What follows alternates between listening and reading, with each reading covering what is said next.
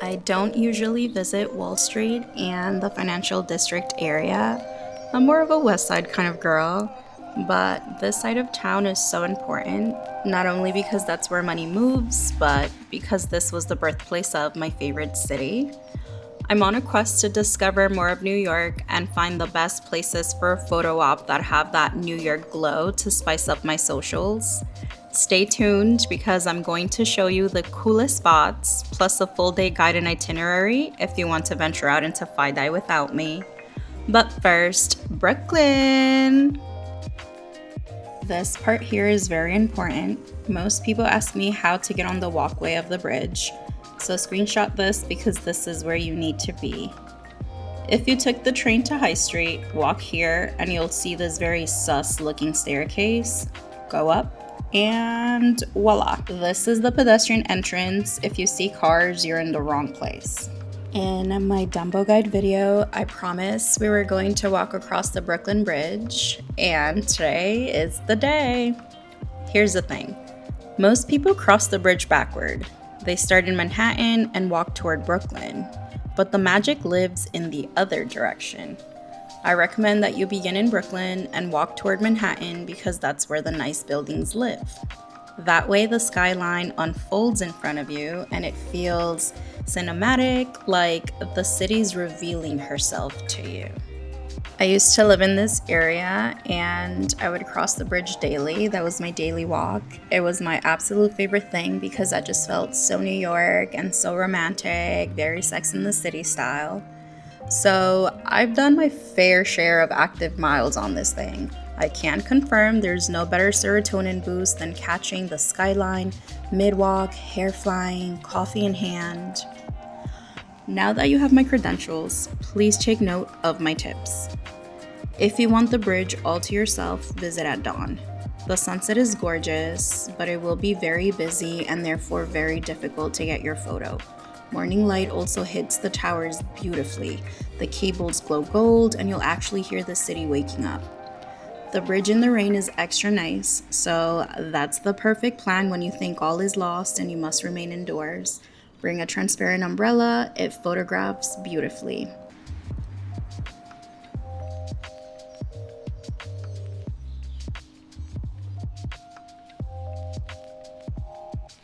I saw this cool idea on Reddit that I wanted to try, which is to sync AirPods and listen to music together.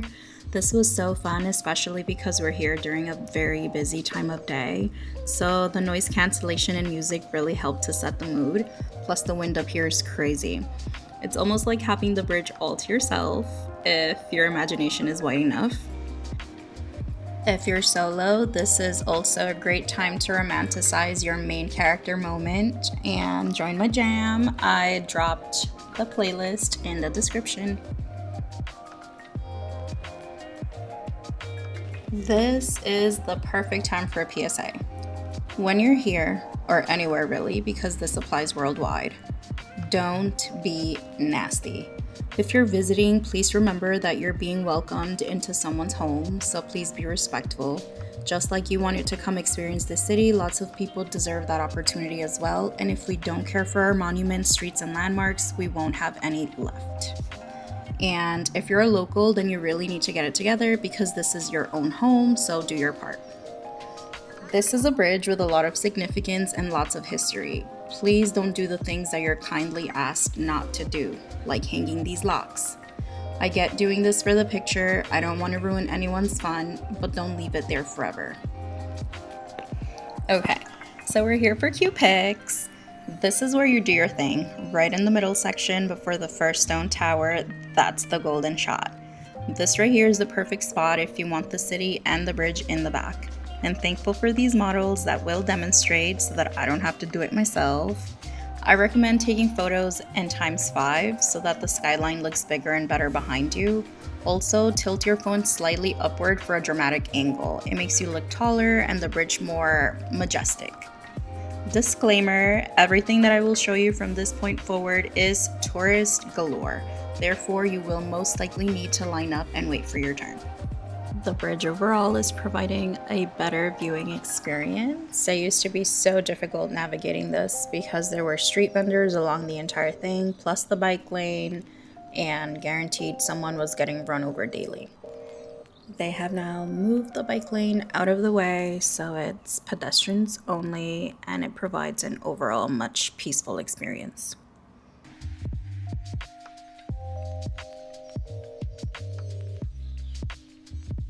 We've officially crossed into Manhattan, and before diving into all the chaos, I want to stop at a place that feels like time stood still.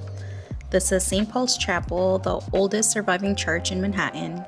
It's this little pocket of calm surrounded by skyscrapers, like the city paused to remember where it began. During 9/11, this chapel became a sanctuary for first responders. This was their home and refuge. It's a beautiful reminder that even in the city that never sleeps, there are corners that hold silence and strength. Use this as your rest stop, grab water, light a candle, and say a quiet thank you. If you're taking photos, go for the side yard. The old gravestones with the modern skyline behind them make for one of the most hauntingly pretty shots in the city. So just chill and ground yourself because the rest of this route, pure chaos.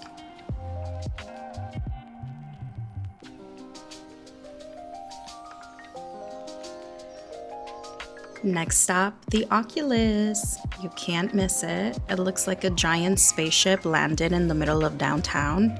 It's technically a transit hub, but it's really just the most dramatic mall you'll ever set foot in. Every time I walk by here, I can't help but think it looks like a ribcage, which feels perfect since the Freedom Tower is right outside and you're literally the heart beating inside it. Everything is white, glowing, and perfectly symmetrical. It gives celestial minimalist with a shopping addiction. If you're taking photos, go to the upper balcony and shoot straight down their center aisle. It's pure drama. Everyone looks tiny, like extras in a Star Wars movie. Once you step outside, follow the light. It'll guide you toward the Freedom Tower. The way the sun hits the glass here is unreal. It feels like the whole city is glowing. Pro tip, keep looking up every few blocks. You'll catch the Freedom Tower perfectly framed between buildings. Those are your main character in NYC moments.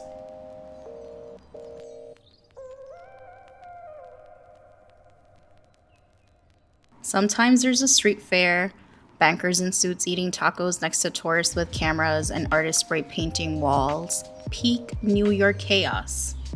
There are plenty of food options here, from sushi to burgers, but today I went for Colombian food, obviously. A little taste of home in the middle of this downtown fever dream. Outside the Oculus, things shift fast. You walk from sleek white marble into full sensory overload. Street food, murals, people everywhere. This is one of my favorite things about New York. You can have a spiritual moment in a cathedral of architecture, and then 2 steps later be eating arepas next to a subway wrap. The murals around this area are underrated. Bright, political, emotional, the kind of art that only makes sense in a city like this.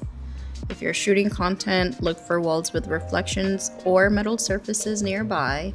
They bounce light beautifully and make your photos look like magazine spreads.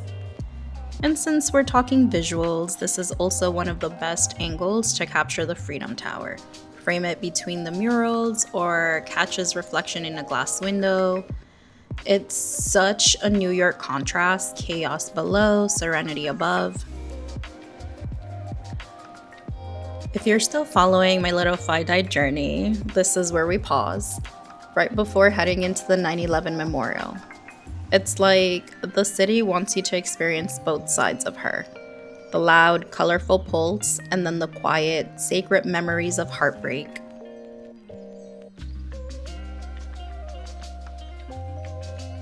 The 9/11 memorial fountains are unlike anything else in New York. You hear them before you see them. An endless rush of water that somehow feels both louder and quieter than everything around it. Each fountain sits where the towers once stood. Names carved in bronze, tourists whispering, locals still pausing. It's the kind of place where time folds a little, where the city shows her scars, but also her strength. If you come here, give yourself a minute, don't rush the moment. Remember that this is a place to honor and remember everyone who lost their lives, so please be respectful. But this experience is immersive. Don't just take photos of this place, take photos through it.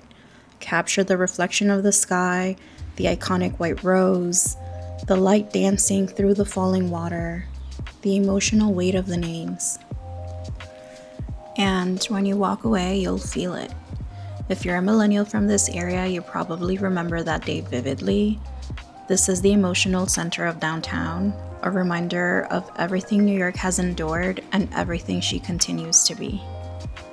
There is no better place for pics, drama, and class than a Gothic Catholic church. The arches, the stained glass, the scent, the worn leather Bible, it's theatrical in the most sacred way. Old money Gothic meets downtown cool. After the 9/11 memorial, stepping into Trinity felt like crossing a portal. The noise fades, the air thickens, and suddenly you're surrounded by centuries of devotion carved into stone.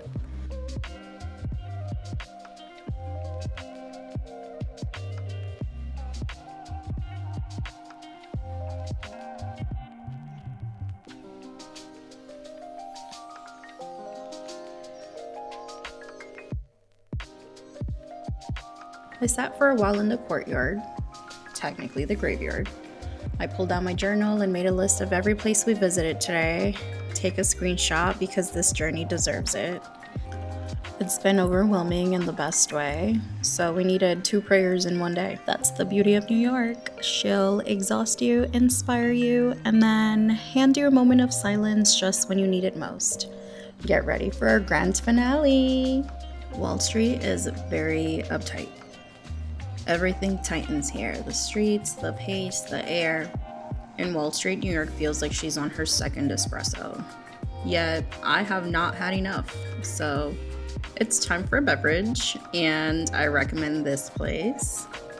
I will say the fun part about this place is that you can get really good photos pretty much anywhere. I'll show you how tight this place is. On the sewer. And from this sewer, you see our guy, GW, the Holy Trinity Church. I don't know if it's holy in the real name, but you know, it's the Holy Trinity. And the New York Stock Exchange and kebabs. This is it. This is where money's made, I guess. They were selling lots of newspapers here for photos, so I guess that's a thing. And if you're in your finance baddie era, that'll be a really fun photo. The Fearless Girl was originally placed in front of the Charging Bull, but I think her standing up to world corporations is so much more powerful. Kind of like New York symbolism, defiance in designer shoes.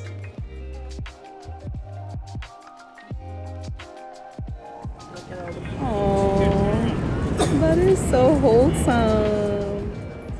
Remember, you can have Wall Street in your apartment.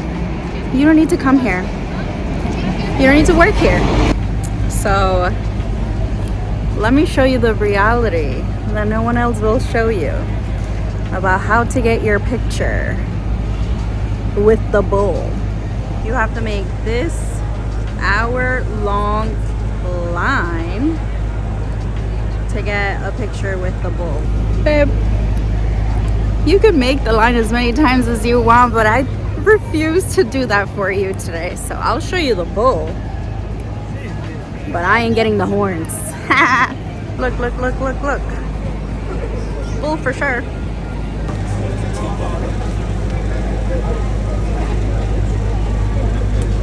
As it turns out, that was the line to get a picture with the bull's balls.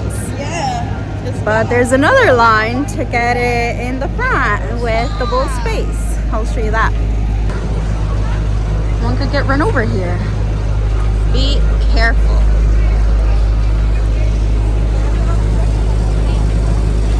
Yeah. so happy with the bowl. And that's our downtown journey. Chaos, grace, and everything in between. It may not have been the most pleasurable for me, but it's definitely nice to experience every version of the city. If you made it this far, thank you so much. I'm so glad we survived. Use the links I left for you in the description and tell me where I should go next. Subscribe or else. Bye!